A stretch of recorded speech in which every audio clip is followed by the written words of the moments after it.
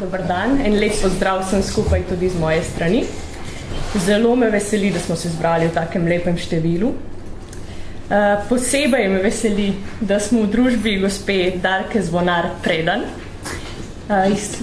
izkušene in nagrajene novinarke, ki je za svoje novinarsko delo med drugim prejela tudi 2 ugledni nagradi, nagrado Tomšičevega in Jurčičevega sklada. Darka, zares prisrčno pozdravljeni med nami. Kako ste? Hvala. Ja, odlično, ne? Tudi če bi prišla slabe volje v Beograd, bi zdaj že bila dobra. Ampak že prišla sem dobre volje, zdaj sem pa še boljša. Potem pa kar k naslednjem vprašanju, kako se počutite v Beogradu? V Beogradu se pa res vedno počutim dobro. Tudi jaz bi najprej pozdravila res vse, ki ste prišli v tem težkem vremenu. Tudi jaz se zahvaljujem, posebej pozdravljam in se zahvaljujem gospodu Hočevarju in to pa zato, ker je on ena izmed mojih 13 izbranih, da rečem tako, žrtev, ne? In to edini Slovenec, ki je v knjigi, ne? Edini Slovenec med samimi Beograjčani. Uvrstila sem ga v knjigo iz več razlogov, seveda, ne? Tako ne samo zaradi pluralnosti, da bi bili čim bolj različni ljudje zbrani v knjigi, ampak tudi zato, ker je njegov pogovor po njegovi zaslugi seveda predvsem zelo zanimiv in zelo poučen, zlasti za bralce v Sloveniji, ki malo vedo sploh pa za mlajše o Srbiji, malo o pravoslavju, tako da, ker Načkov govori veliko, ne, tudi o tem, o razlikah med vzhodom in zahodom, o nujnosti zbliževanja, ampak o tem, ne. Povedala bi še samo to, da gospod Hočevar, bil je namen, da gospod Hočevar ne bi bil nocoj edini častni gost, da bi bila tukaj še, oziroma da bi bile tukaj še 3 dame, in sicer Milena Dravič, Svetlana Ceca Bojkovič in pa Branka Petrič. Milena Dravič se je opravičila, vse lepo pozdravlja in se je opravičila, ker se ne počuti dobro. Njeno zdravstveno stanje ni najboljše, nasprotno. Mi je pa naročila, da jo moram poklicati, potem ji povedati, kako je predstavitev uspela, in je rekla, da je počaščena, da je uvrščena v knjigo. Svetlana Ceca Bojkovič se opravičuje, ker ima vaje, ker je tik pred premierom in ni mogla seveda teh vaj izpustiti. Branka Petrič pa se mi ni oglasila, ker mi je Milena Dravič mi je za njo rekla, da se tako kot 30. maja vrača iz Amerike, kjer je bila, ampak očitno še ni prišla ali pa ima še vedno izključen telefon, ni se javila, tako da pač ne. Nocoj je gospod Hočevar edini intervjuvanec, ki je tukaj.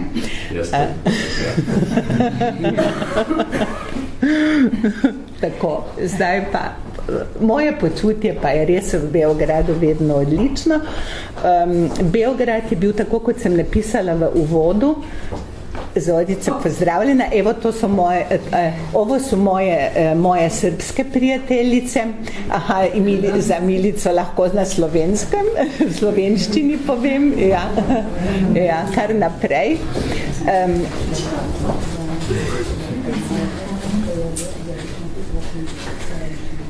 Ja ću pričati na slovenačkom, ali nadam se da ćete razumjeti. Dobro. Torej, kot sem zapisala v uvodu, Beograd je bil meni do mojega prihoda leta 2010 nekako ne čisto tuje mesto, ampak nekako daljno, nikoli, jaz nisem imela tukaj sorodnikov, ne, imela sem tudi prijateljev prej v Jugoslaviji, tukaj nisem imela, sem časih prihajala kot novinarka, kot časnikarka, zlasti na tiste dolgočasne partijske seje, ki sicer niso bile v v 80-ih več tako dolgočasne, ker so bila že velika politična trenja med republikami, ne? Ampak vedno sem prišla, oddelala in hitro domov. Ne? Potem sem v Trstu spoznala ko je bil mož tam diplomat in jaz sem šla z njim. To je bilo med letoma 2002 in 2006, sem spoznala par beograjski, mož in žena sta bila srbska diplomata, oziroma takrat, če je bila Srbija in Črna Gora, in takrat, to so bili moji prvi prijatelji tako v Beogradu in smo občasno se obiskovali, ampak to vseeno ni isto, kot če prideš, ne, in tukaj živiš, ne, in ko sem leta 2010 prišla, sem potem v tistih 4 letih šele prav začutila, ne, kaj je to, ne, kaj je ta šarm Beograda, in moram reči, da mi je mesto, tako kot sem zapisala v uvodu, vsemi plusi in minusi, oprostite, seveda ima tudi minuse, tako kot vsa mesta, ne, ampak mi je res zlezel pod kožo, tako da se vedno dobro počutim tukaj in rada prihajam. Včasih pridem celo brez moža. Potem veste, da res rada prihajam. Darka Zvonar Predan je avtorica knjige Beograjski pogovori, ki predstavlja jedro našega današnjega druženja. Knjiga je šla leta 2016 v založbi Kulturnega centra Maribor in predstavlja zbirko intervjujev, ki jih je avtorica in novinarka opravljala med letoma 2010 in 2014 in jih objavljala v dnevniku Večer. Tako. V njih se je pogovarjala z zanimivimi osebnostmi iz prostora bivše Jugoslavije, ki so svoja tako osebna kot profesionalna življenja razvijali ne samo, pač pa zagotovo pomembno prav v Beogradu.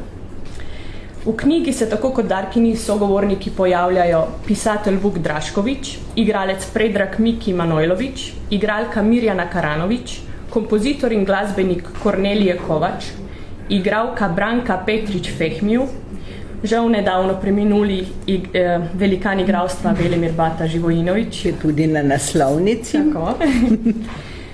Beograjski nadškof metropolit Stanislav Kočevar, igralka Svetlana Ceca Bojković, nogometna legenda Dragan Džajić, gledališnik in scenarist Dušan Kovačević, odvetnik advokat Toma Fila, režiser in producent Ljubiša Samardžić in igralska diva Milena Dravić. Darka, v uvodu ste med drugim zapisali, da vas pri izboru intervjujancev ni vodil noben poseben koncept, ideja, kaj šele ideologija, da vas je vodila gola radovednost. Pa vendar radovednost o čem?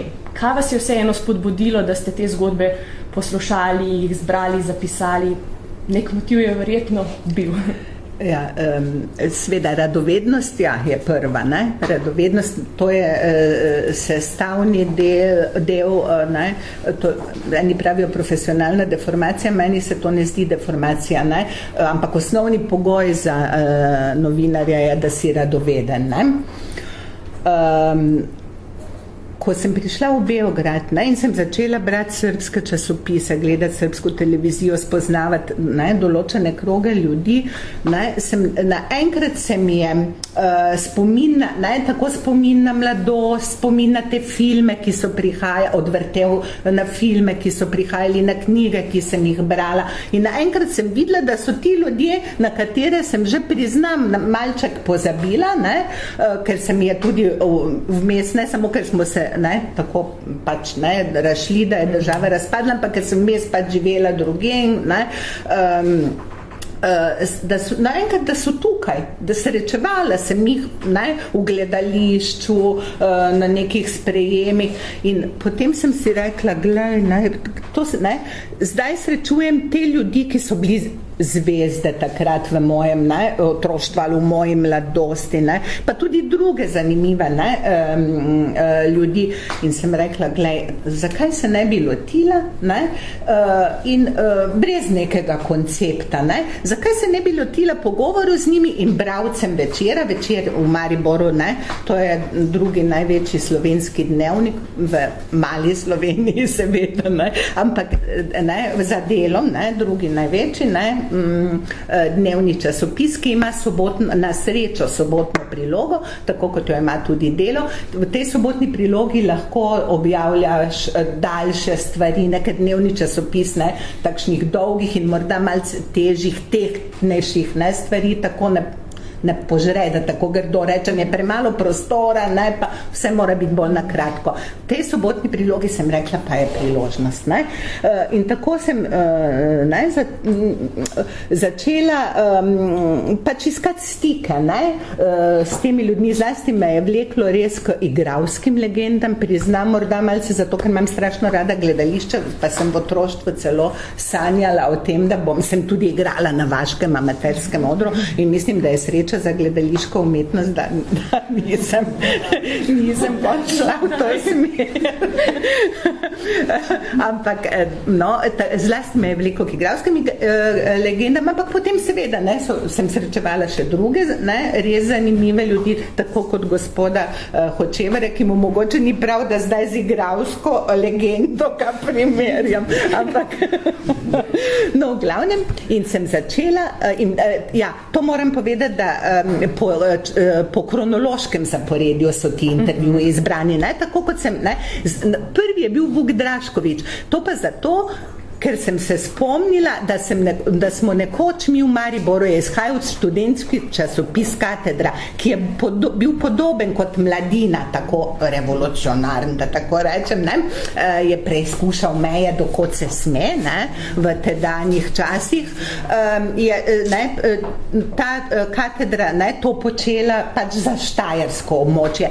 In takrat, jaz sem malo sodelovala s to katedro, bila sem že malce starejša in zrelejša, tako da nisem bila del njihove neposredne ekipe, sem pa sodelovala z njo in sem se spomnila, da je Vuk Draškovič takrat, ko je bil tukaj politično nezaželen, to je bilo v onih časih, ko je napisal Nož, da je imel intervju v katedri, ne, in da je takrat bil potem, seveda je bil kar velik cirkus, ne, zakaj to katedra objavlja in tako. In sem se spomnila na njega, ker sem videla zdaj v medijih, da nastopa, ne, pa sem rekla, glej, ne, pa bom začela z njim, ne, zato, ker se ga bralci Večera, tak moja generacija, pa še starejši, ne, pa tudi malo mlajši, še spomnijo, ne, in tako sem začela pač z njim, ne, potem pa nekako so me dogodki kar sami nosili od enega do drugega, ne. In ko sem naredila prvi intervju, moram priznati, da v naši redakciji niso bili vsi navdušeni, pa ne zaradi intervjuvanca, ampak zato, kaj zdaj, pa koga zanima zdaj ta Srbija, pa ta Beograd, ne vsi, seveda, ampak kar neki kolegi so bile pripombe, pa kaj to. Jaz sem še kar malo trmarila, pa sem še potem začela na druge igralce in to, in potem se je pokazalo, da ljudje to zelo berejo. Recimo moja frizerka mi je povedala, da njena stranka je tudi ena gospa, ki ima kiosk na glavni Mariborski ulici, ne, ki se še vedno imenuje Partizanska. Na tej ulici ima kiosk in da so ob sobotah, ko je Večer sobotno prilogo izide, bile kar vrste in so ljudje spraševali, kaj danes, kaj v Beogradu, ne? In tako je potem, seveda v Mariboru je treba vedeti, je veliko, ne? Tudi ljudi, ki imajo tukaj sorodnike, ko je bila nekoče močna industrija, so prihajali tudi ljudje tukaj, ne? V glavnem, ne? Ampak ne samo ti, tudi Slovenci brez korenin, ne, srbskih, so to zanimanjem brali. Seveda, to je del njihove mladosti, njihovega nekdanjega sveta, ne.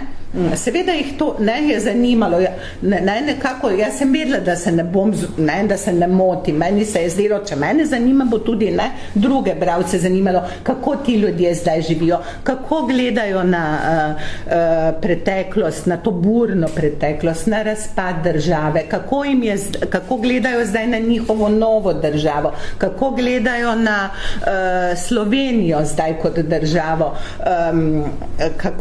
kako so se njihove usode, njihove karijere, pa tudi intimno, mislim, usode, kaj vse so doživljali, kako so se zasukale, in tako me je začelo kar nositi, in tako so nastajali intervjuji, 40 se jih je v 4 letih nabralo, potem veste, da sem imela zelo težko delo, da sem, izbrala jih 13, vsi si zaslužijo uvrstitev, ampak da sem pa naredila marsikomu tudi krivico, ker bi si še tudi zaslužil uvrstitev, ampak neka izbrana dela pa ne morejo, ne, to bi, mislim, tukaj je založnik, ki mi je rekel, veš kaj, največ pa ne gre, pa kaki špeh bo to, ne, tako debela knjiga, to pa ne gre. Ja, tako. In zato, evo, to je prvi del in zdaj je od bralcev in kupcev odvisno, ali bo je šel tudi drugi del, ne? Ker tudi v drugem delu bi, ne? Tako da bom rekla, da vseh 40 bi si zaslužilo takšen izid za večnost, da tako rečem, ne? Ampak vsaj še 13 pa bi si jih zaslužilo, ne?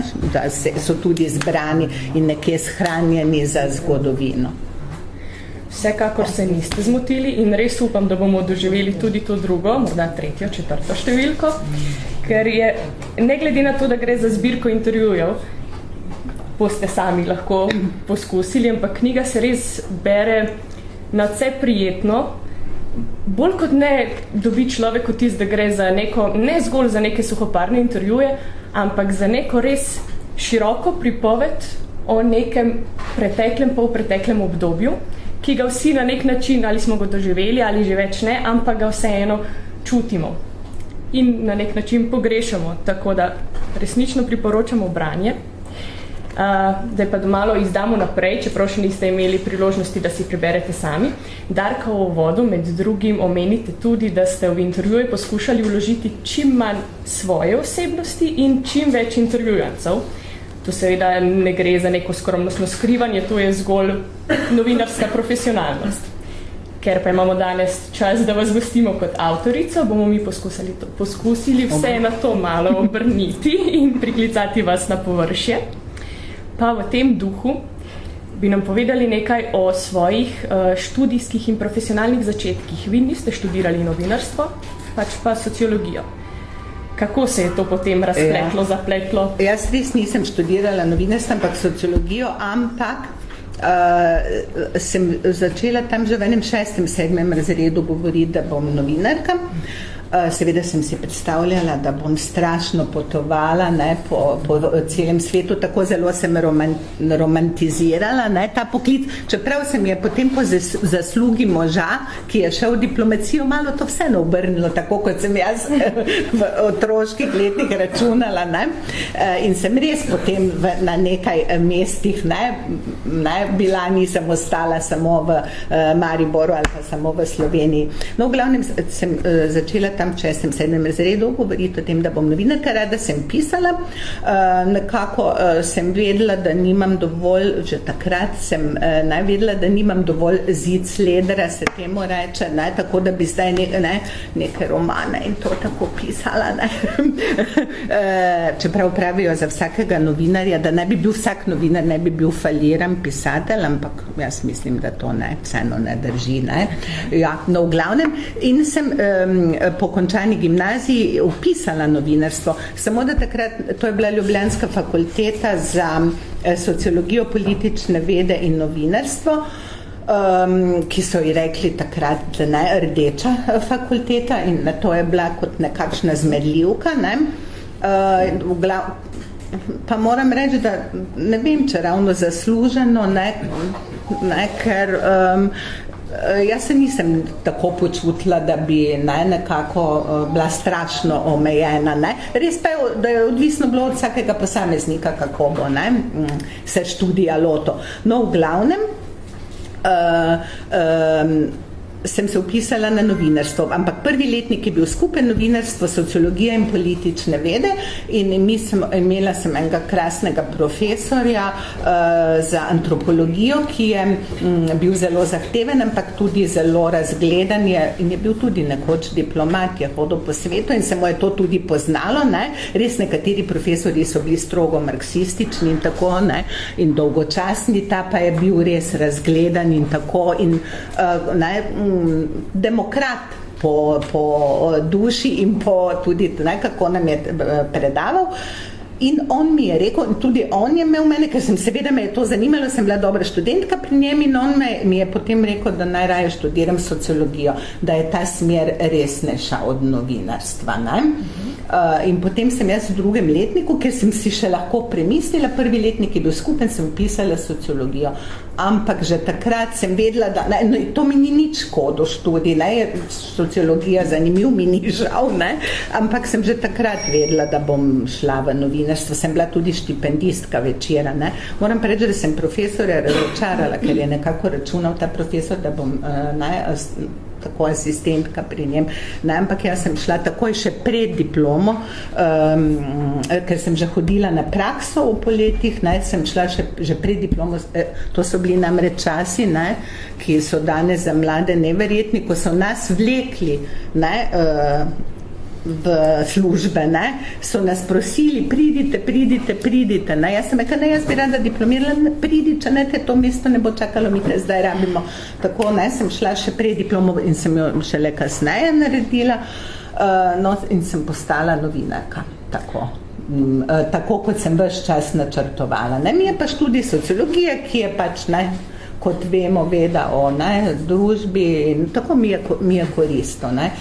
In po mojem tudi ni slabo, če novinar študira kaj drugega, ker če znaš ti pisati, pa če imaš neke osebnostne predispozicije, kot je radovednost, pa potem lahko s katerikoli študijem to delo opravljaš tako.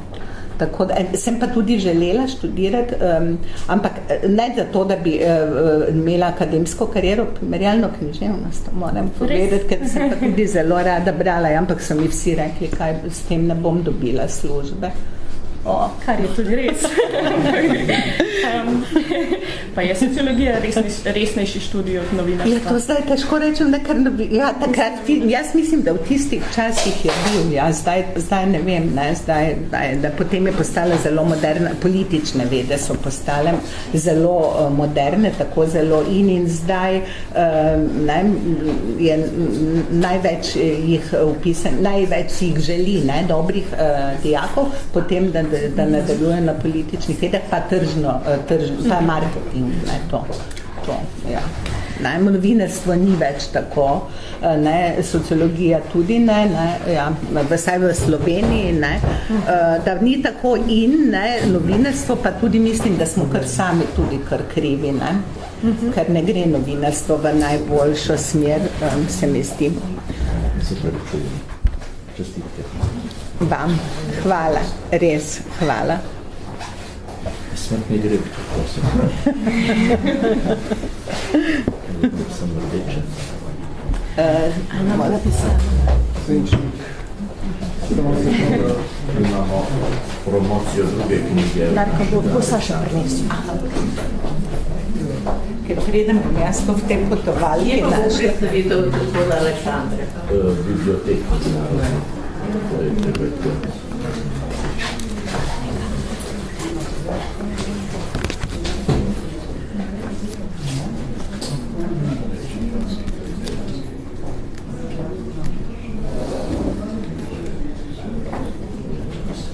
Reklame. Lahko si oddahnete.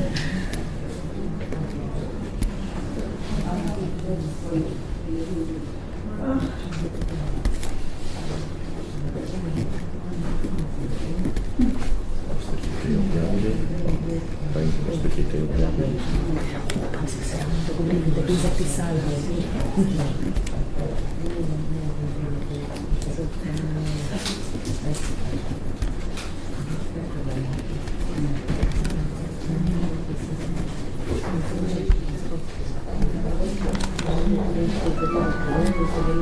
Danes smo drugega, ne? Drugega. Se pravičujem, se bom maščeval na drugače način. Se bom maščeval na drugače način. Komaj čakamo. Hvala. Se vrneva k knjigi. Kot sem že omenila, je vsem anketirancem zagotovo skupna ta njihova jugoslovanska sedanjost, današnja, nažalost, preteklost. teme, ki se ponavljajo in kot neka zlata nit povezujejo pogovore s tako zelo različnimi ljudmi, so teme Jugoslavije, njenega obstoja in še bolj morda razpada, komunizma, kultne osebnosti Josipa Broza Tita. Odzivi in mnenja na te teme so bili zelo, zelo raznoliki v teh pogovorih. Naprimer, že če primerjamo samo pogovor na eni strani z Vukom Draškovičem, na drugi z Bato Živojinovičem. Kakšen je bil vaš vtis? Kako se je bilo pogovarjati o tej temi? Je bilo kdaj tudi težko? Ne, moram reči, da bi pri intervjuvancih čutila, da imajo kakšne zavore, povedati svoje stališče, o Titu, to ne. To, da imajo različne poglede, je seveda normalno in mi je bilo tudi meni zelo všeč in zanimivo, da seveda z leti človek sploh ugotovi, če si že kot mlad bolj nagnjen mogoče k črno-belemu slikanju, z leti ugotoviš, da je svet sestavljen iz, da bom rekla 50 nijans sive, ker to preveč pornografsko zveni. Ampak da svet ni črno-bel. Tako tudi Tito ni bil črno-bel in tudi ti pogledi na Tita niso črno-beli. Včasih me vprašajo nekateri, zakaj ga igralci v glavnem tako imajo lepe spomine in govorijo tako lepo. Jaz pravim normalno, da govorijo lepo. Prvič, on je imel zelo rad filme, imel je rad igralce, velika čast je bila, ko jih je povabil k sebi, zlasti na Brione, normalno, da govorijo lepo o njem, razumeš pa tudi koga drugega, ki tako kot recimo Fila, odvetnik Fila ali pa Dušan Kovačevič, ki najbrž tudi na osnovi nekih izkušenj, ne ravno čisto osebnih, ampak od sorodnikov in tako, imajo bolj kritičen pogled na Tita in se spominjajo tudi Golega otoka in takšnih stvari. Vsekakor je pa Tito tako zanimiva osebnost, da je vsak intervju bil že tudi zaradi tega tako zanimiv. Jaz sem domnevala, ker je mene zanimalo, kaj mislijo ti ljudje o Tito in seveda tudi o nekdanji državi, bo zanimalo tudi bralce. In jih je res, seveda. In tudi v Sloveniji je seveda pogled na Tita kot osebnost, tako bom rekla, pisan,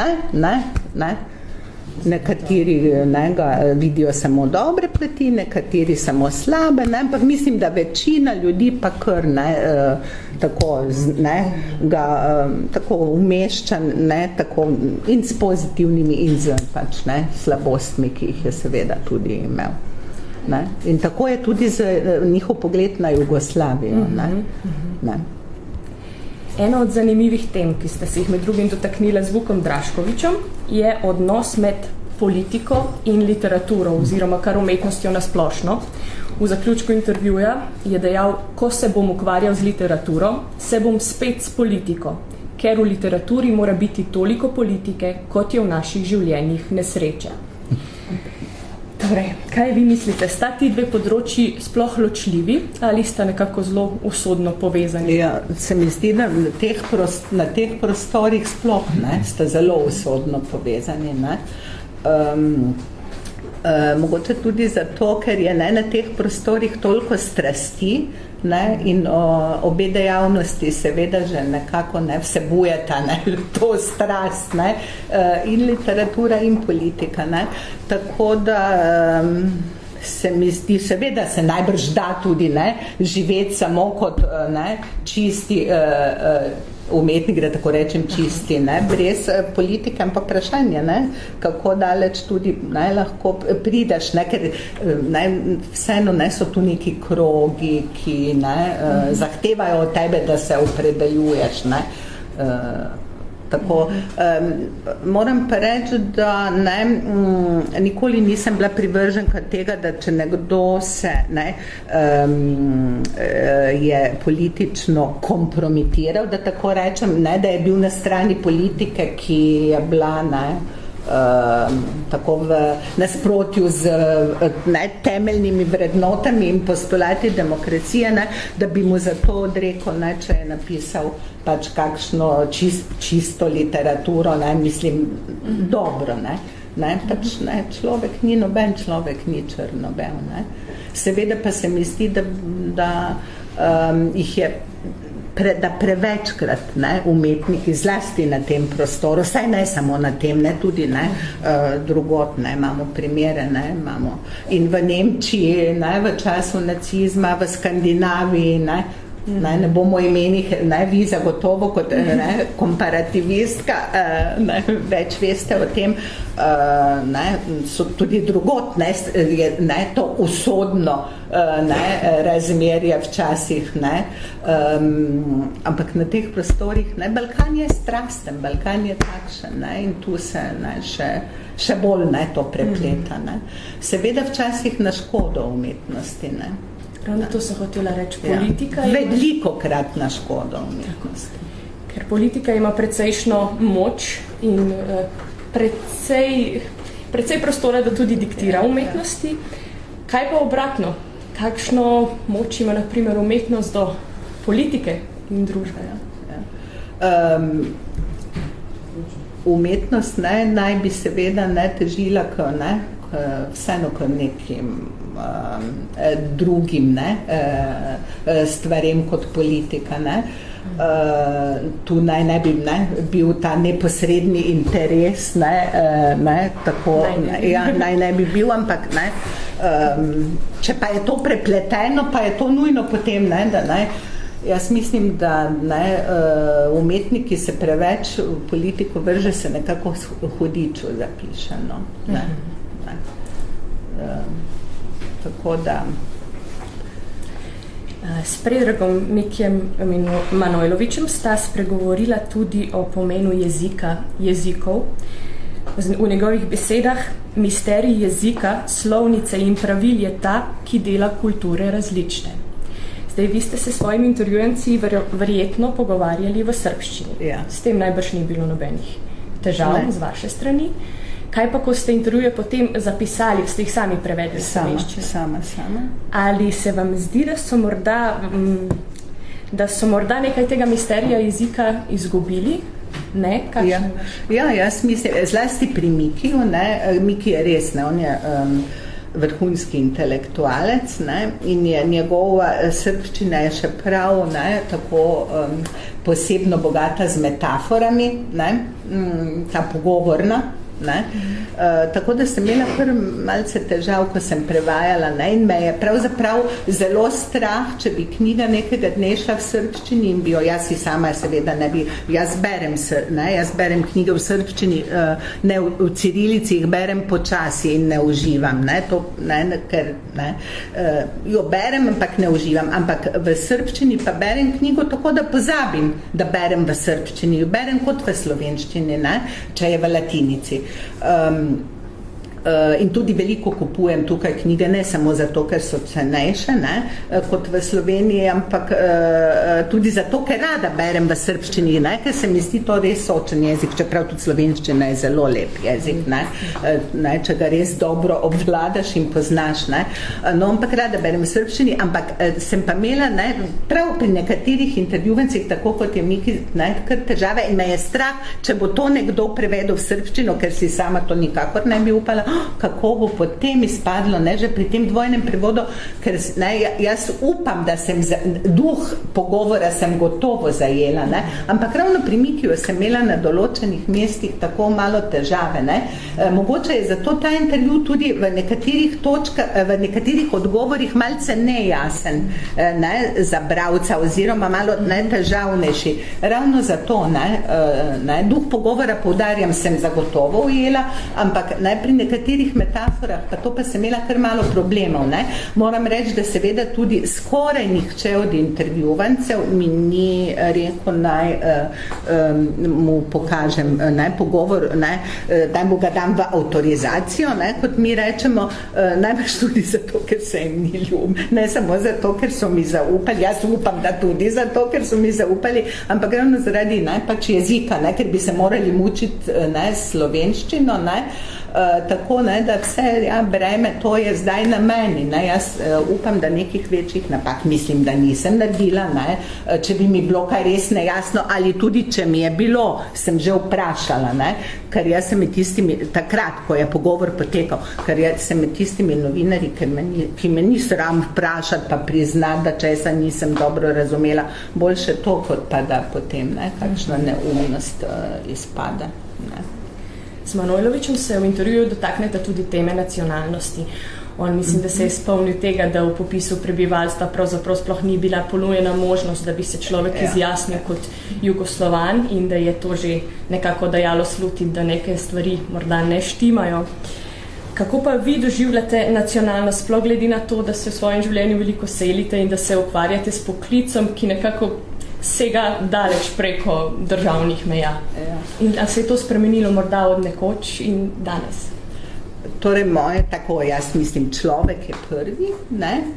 Človek je pod A, pod B je ženska, pod C je Slovenka, tako bi jaz rekla, ne? Ja, ne? Ja, zame osebno, ne? Moram pa reči, da se bolj zavedam, da sem Slovenka, zdaj, odkar potujem, ne, potujem tako, da živim, ne, živela sem v Trstu, mogoče tudi zato, ker, ne, živim povsod, kjer so zanimivo, ne, da sem živela, da me je moževa pot peljala vedno v kraje, kjer slovenska manjšina živi, ne. Bili smo v Trstu, v Beogradu in zdaj v Celovcu, ne. Povsod tam so Slovenci, mogoče tudi zato nekako se mi zdi, da se to sploh ne izključuje svetovljanstvo, če tako rečem svetovljanstvo ali ne vem, ali in pa nacionalnost, ne. In tudi moj najin sin, ne, tako se mi zdi, da je se zavedal, ne, da je Slovenec, ne, šele v Trstu, dokler smo živeli v Mariboru, tja je odšel 10-leten, sploh ni, ne, se zavedal. Meni se zdi seveda, ne, da je človek, ne, ima korenine in je fino, da se jih zaveda, ne, ampak poudarjam pa, da pa res na prvem mestu pa je človek, ne, in potem, ne, šele nacionalnost, ne. Nikoli se pa res, to pa moram priznati, Jugoslovanka se pa nikoli nisem počutila, ne.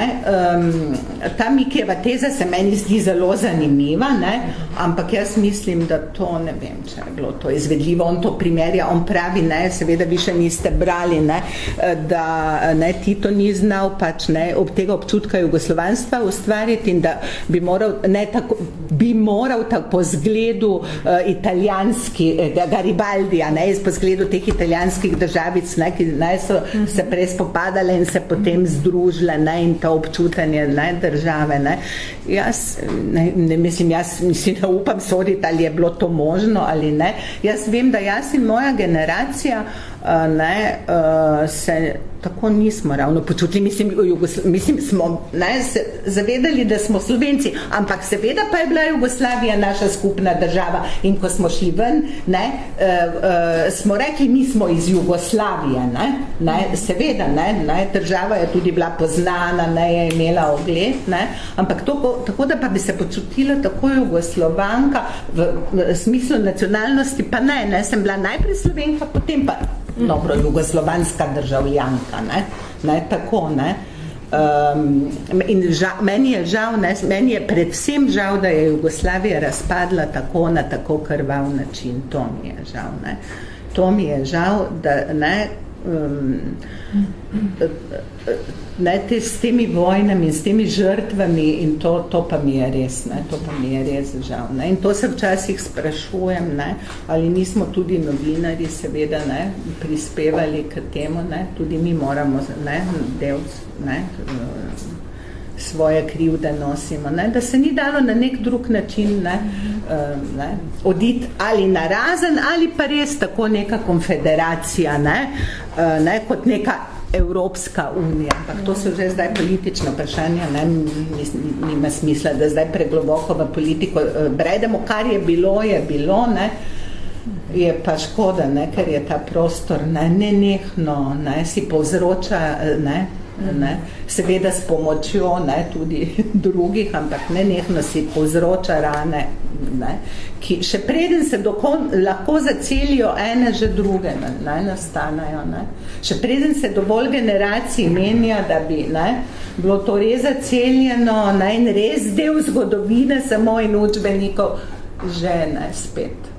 Ravno to del zgodovine. Mirjana Karanović je na primer lepo rekla, da je Jugoslavijo sploh šele treba pokopati, da se na nek način od nje sploh še nismo pošteno in tako kot ti pritiče poslovili. Ste se vi poslovili in na kakšen način? Ja, tudi s tem, ne, tudi s tem mislim, da je to ne, eno dostojno, lepo slovo, ta način, ne, tako da, da zbereš, ne, pričevanja, poglede, ne, nekih ljudi, ne, ki so bili nekoč del našega skupnega sveta in da se to ohrani, ne, za namce, ne. Nočem biti zdaj, ne, pretenciozna, ne mislim, da je to kakšen velik prispevek, ne, k zgodovini, ampak en majhen delček pa je, ne, ki ga bodo mogoče ljudje bolj brali in bolj razumeli, kot pa kak suhoparni učbenik, ne, zgodovinski, ne. Meni sploh starejša, ko sem bolj, se mi zdi, da zgodovina je najbolj zanimiva in največ pove in najbolj lahko ljudi nagovori na osnovi osebnih zgodb in osebnih pričevanj, ne, dosti bolj kot nekih suhoparnih, ne, dejstev. Te osebne zgodbe se človeka najbolj dotaknejo in tako različne osebne zgodbe, ne, in te prisilijo, da začneš razmišljati in da z empatijo, ne, z nekim občutkom, poskusom vživljanja tudi v psiho drugega človeka, ne, nekako začneš razmišljati o dogodkih, ne, ki si jim bil bodi si priča, bodi si, da so se zgodili že veliko pred tem, ne, da nisi bil neposredno udeležen, ampak, ne, jih lažje razumeš na osnovi osebnih pričevanj, ne. Tako, tisto faktično zgodovino pravijo, pišejo zmagovalci. Ja. To pravi tudi Miki, ne, ki je rekel, da bi zgodovino šel študirati, mogoče, ne, da ga pravzaprav, da je ne bi šel, ampak da ga je zanimala, ne, ampak ne ta uradna zgodovina, to ravno on pravi, ne, zato, ker uradno zgodovino vedno pišejo zmagovalci, ja, ne. Z Mirjano Karanović ste se dotaknili še ene zanimive teme in to je sicer uspeh ženske v tem bolj kot ne še danes moškem svetu, se mi zdi. Predvsem ženska, ona govori z vidika igralke, ki že nekako prestopi tista najmlajša, najbolj rosna leta. Kako ste vi kdaj v svojem poklicu občutili ta prepad moški-ženski svet? Ste kdaj naleteli na neke situacije, ker ste se morda počutili podobno, kot opisuje Mirjana Karanović? Pa kaj vem zdaj, da sem bila nekako zaradi svojega spola nekako diskriminirana ali kaj to ne bi mogla reči. Mogoče sem do kakšnega zanimivega gospoda intervjuvanca celo lažje prišla, ker sem ženska, ne. Sem pa bila seveda tudi jaz deležna teh predsotkov in klišejev o ženskah, ne, ampak nekako se s tem nisem ukvarjala, ker res, kot pravim, ne, človek, ne, se mi zdi, da je, ne, na prvem mestu in ne bi mogla zdaj reči, da sem nekako občutila, ne, to, ne, strašno razliko. Mogoče je med igralci v igralskem svetu, ne, drugače. Sploh pa je tako, da je novinarstvo vsaj v Sloveniji, zdaj ne vem, kako je v Srbiji, zelo feminizirano, ne? Jo, strašno, ogromno ženske, ne? Ogromno, vedno več, ne? No, ne, jaz se sicer bi kar strinjala s tisto sociološko tezo, no, tu pa pride sociologija do izraza, da ne, to neko panogo, ne, katerokoli ženske zasedajo, to pomeni, ne, da je izgubila na nekem družbenem pomenu, mislim, da je slabše plačana, ne, in to, ne, da ženske jo zasedajo, ko ni več zanimiva za moške, tako, ne. Ja. Se mi pa tudi ne zdi, moram pa reči, ne, pošteno, da se mi to tudi ne zdi v redu, da je, ne, tako nek poklic, ne, tako kot novinarstvo, tako feminiziran, ne. Se mi zdi, da vseeno, ne, da so stari Grki vedeli, ne, da to zlata sredina, pa pravo razmerje, zlati res, ne, to je, niso za o tem govorili, je pomembno, ne, da mora biti vedno neko zdravo, pravo razmerje, ne, vsaj v takšnih poklicih, kot je novinarstvo. Mi je pa primerjani Karanović, jaz sem jo vprašala in to ne vem, če bi mi nekaka slovenska igralka tako povedala, ne, sploh to moram reči, da so pa te moje sogovornice vse zelo se odprle in govorile zelo odkrito tudi o sebi, o tem svojem, lahko rečem, kar intimnem, ne, nekako življenju, najbolj tako, ne, teh res osebnih stvarih. Jaz sem jo vprašala tudi, ne, izhajajoč iz mojega pogovora z Miro Stupico, ki je žal ni v tej knjigi, ampak je ni tudi zato, ker ni bil klasičen intervju, ker ni mogel biti, ker ne, je ona tako ni več odgovarjala, tako vprašanje, odgovor, tega nisem mogla narediti, sem pa naredila zgodbo, ki je bila tudi zelo brana v Sloveniji, ne, v kateri so tudi Mirine, ne, gospe Stupice izjave, ker sem jo obiskala in se pogovarjala z njo in ona mi je rekla, zdaj sem stara in sem si vzela to pravico, da ne uživam s svojo hčerko, ki je menda zdaj že pa tudi, ne, žal, ne, pokojna, ne samo Mira, ampak mislim, da je hči celo pred njo umrla, to, ampak dobro, pustimo to, in vnukinjo in tako, ne, tako, češ, ne, na stara leta pa je pomembna družina, otroci, ne, in potem sem si drznila Mirjano Karanović, ne, vprašati, ne, tako, ne, bom rekla subtilen, vsaj upam, da je bil subtilen način, pa najbrž je bil, ker se mi razjezila in mi je odgovorila, ne, da nima otrok, ne, in je ona, ne, lepo rekla, da ne, pač njeni otroci so, ne, študentje, ne, in da je v življenju pač strastno ljubila moške, ne, ampak nikoli pa si ni, če bi se otrok zgodil, bi ga pa seveda sprejela, da pa si nikoli ni želela, ne, tako, mislim, posebej, ne, otrok, ker imate svoje, ne, študente, otroke, ne. Tako da, ne, in ta odgovor mi je bil tako zelo všeč, da je tu, ne, ker sem pa tudi res prepričana, ne, da ne, se ženska lahko osmisli, ni zato nič manj ženska, če nima otrok, no, tako, ne. To so različne zgodbe, različni pogledi, ampak tako vse je odvisno, ne, vsak človek je vesolje zase, ne. In jaz nikoli ne bi želela govoriti o tem, to je pa zdaj pravi recept, ne, ne. Tudi pravi recept za žensko, ne. Seveda jaz imam 2 otroka in imam 3 vnukinje, ne, in za zdaj, ne, imam 3. In se mi zdi fino, da jih imam, ne, ampak, ne, se mi pa zdi tudi, ne, tako umirjeni na usode in mi je čist, ne, enakovredna moji, no, da tako rečem. Je to res, ko ste rekla, vsak človek je zgodba zase, res takšen duh prežema te intervjuje in res se mi zdi, tako pogovori delujejo tako neverjetno iskreno, odprto, sproščeno.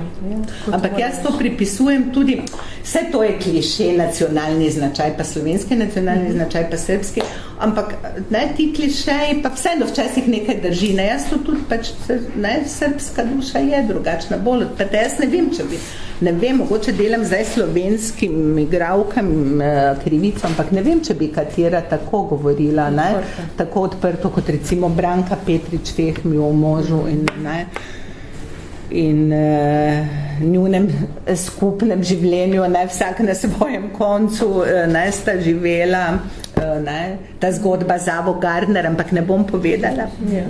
Vzamite knjigo in preberite, ne, ja, pa tudi ne o samomoru njegovem, ne, to so res taka, ne, pričevanja, ki se berejo tako kot nek roman, ne po moji zaslugi, po zaslugi teh, ne, žensk, ne, ki govorijo, ne. Res kot roman. Se tudi gospodje so zanimivi, ne, no, tudi, da ne bomo pa delali krivice, recimo Ljubiša Samardžić, ki govori o svojem sinu, ne, to, recimo to, kako je, ne, so sina upoklicali, ne, v vojno, ki je tako, ne, ki je Srbija ni, ne, tako, ne, bila, in je on šel, on si je seveda to lahko privoščil, ker je pač, ne, res, ne, zvezda ime, ne, sploh, ne, to moram reči, da tukaj zelo ne, to v Sloveniji tako igralci nimajo takšne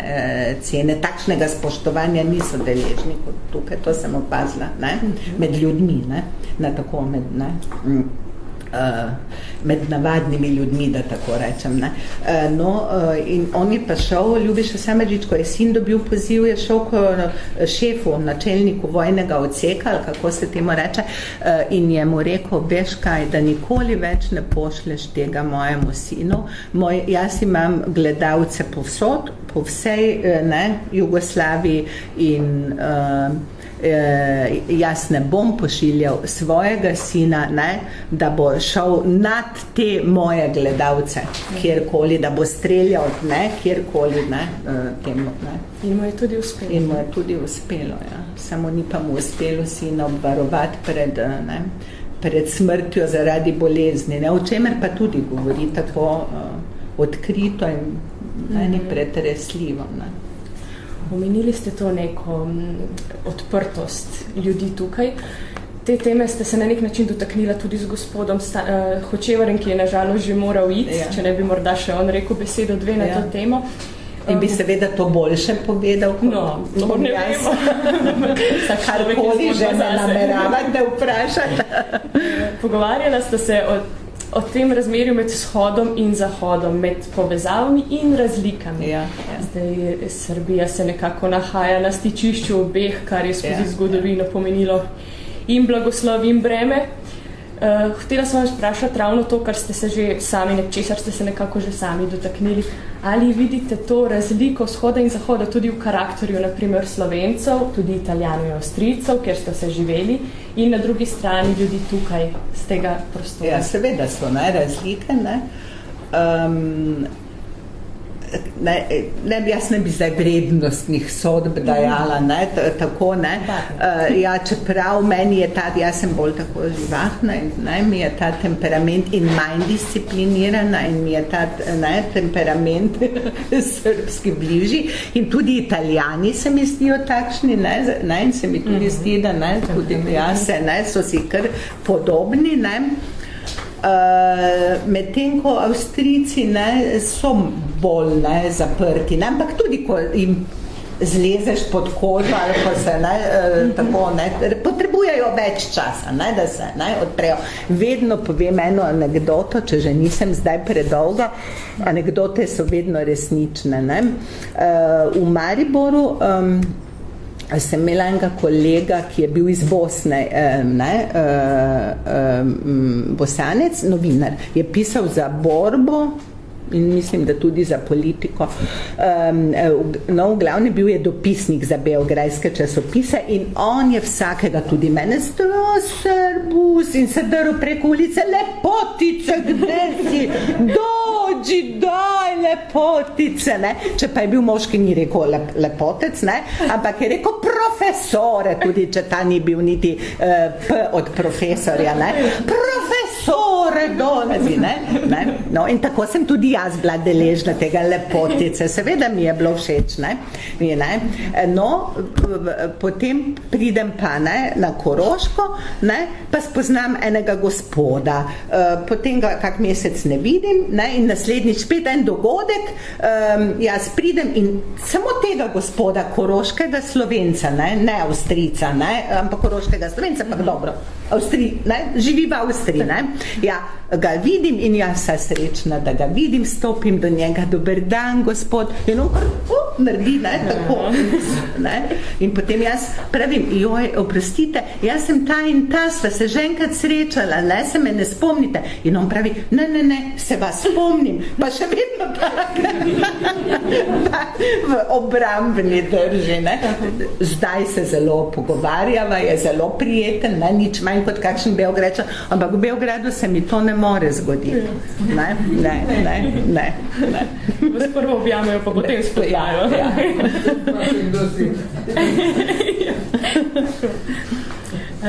Z bolj kot ne vsemi intervjujenci ste se prej ali slej dotaknili kulture in njenega obstajanja in obstoja. Milena Dravič je na primer v tem pogledu izrazila en tak zelo realističen, mogoče tudi malo pesimističen pogled. Ona je rekla, da je kultura danes postala izrazito površna, brez neke prave globine, posebnega karakterja. Ja, tu bi jaz rekla, da ima Milena žal prav, ne. In pa seveda ni samo zaradi tega, ker je res podcenjena, ne, tudi vedno manj denarja je, ne. Jaz sem tudi videla razliko veliko, ko sem prišla, ne, pa sem hodila v gledališče, ne, ki ga imam, kot sem že povedala, zelo rada, je bilo res veliko različnih predstav in to potem z leti, ne, pa je to upadalo, ne, se je, ne, tako na koncu, ne, so nekatera gledališča, se je prav po predstavah videlo, da že dihajo na škrge, ne, da ne, ni denarja, ne, to seveda je povezano, ne, eno z drugim, ne, ni pa samo to seveda zaradi denarja, ampak zato tudi, ker, ne, svet, ne, tudi s temi novimi tehnologijami, pa to s temi Facebooki, s tem čivkanjem, tweetanjem in to postaja nekako, bo tako, kot je ta tehnologija nova super, ne, ker nam omogoča, neke stvari, zelo, učinkovita, no, da tako rečem, je tudi, cilji v površnost, tudi v jezikovno površnost, to meni moja vnukinja, jutri napiše ju pa tri, pa, tako, pa najrajše, pa sploh samo te sličiče, stiker je lepi, moram se prav trudi, da je 10 let ima in moram prav se trudi, da ji postavim neko vprašanje, da ne bo odgovorila samo ja, ne, da bo, tako pač je, Vendar kratko, zelo kratko, kar vas poznam, ampak zares delujete kot ena takšna večna optimistka. Morda tudi v zvezi s kulturo vseeno imate tak bolj optimističen pogled, morda bolj optimističen od že omenjene Milene Dravič, ali se kar z njo strinjate? Se kar strinjam, ja, zdaj optimistka, jaz sem pač prepričana, da neko enkrat stvari pridejo na dno, potem dalje pač ni mogoče, da se potem spet začnejo dvigovati, ampak to ne vem, če je pravi optimizem, da mora najprej vse res tako zgrmeti, je v Srbiji sploh, ne opažam, da je, ampak tudi v Sloveniji, kultura vedno slabše igre, Tukaj je moj založnik, se s tem veliko ukvarja, celo eno knjigo, a še več, napisal o tem, ne vem, če se strinjaš, kima vidim, ja. Nikjer ni rožnato, za kulturo, vsaj ne na področju, te bivše Jugoslavije. Podnaslov ali neke vrste moto, če se nisem prenaglila v tej oznaki, knjige je Največje presenečenje so Slovenci. Te besede je izrekel v intervjuju, ki ste ga vodili z njim, Dragan Džajić, nogometna legenda, in one se v samem intervjuju nanašajo na slovenski nogomet. Tako. Kako da so se znašle na naslovnici? Ali ste vi nogometna navdušenka, ali so se vas dotaknile na drugačen način? To pa je, vidite, ljubezen do moža, ker mu nisem posvetila napisala, on je nogometni navdušenec, sem in Dragan Džajić je tudi edini moj intervjuvanec, ne samo v knjigi, ampak edini od 40, za katerega je mož zaslužen, da me je sprejel doma in bi skuhal celo kavo, ker ni bilo žene doma, in potem sem jaz pila tisto kavo in sem rekla, kaj bi zdaj moj mož dal, da bi se lahko pohvalil, da mu je Džajić, veliki Džaja skuhal kavo. Mož mi ga je zrihtal, mož ga je nekje srečal, mu povedal, da je kakšen navdušenec je on bil, v Beogradu ga je srečal, na nekem dogodku, in mu je povedal, kako je nekoč kot mlad fant ali še otrok stal v vrsti v Mariboru za njegov autogram, in potem je Džajić rekel, jaz sem kar slabo vest, nekaj takega, če bi to vedel takrat, pa je mož rekel, Džajiću, lahko se mu odolžite tako, da moji ženi date intervju, in tako sem prišla do Džajića in ta naslov se seveda nanaša na nogomet, ker Džajić, in to, ki zdaj spet ni več tako dober, slovenski, pa mariborski, kot takrat, ko sva se midva z Džajićem pogovarjala. Malce pa je pač tudi zato, da nekako, da nekako pripeljem Slovence na naslovnico, to pa zato, ker vsi ti moji sogovorniki, to pa res brez izjeme, danes je moderno reči dodana vrednost, tem ekonomskem jeziku. Moja dodana vrednost v njihovih očeh je bila ta, da sem jaz Slovenka in da se zanimam za njih in te velike zvezde. Jaz sem, ko sem šla k Mikiju Manojloviću, meni pač kot igralec, dobro, o okusih ne bomo razpravljali, meni je res strašno všeč, ali pa Milena Dravić, velika zvezda, ko sem jaz še bila, tako punčka, ona pa, že tako, že je velika zvezda.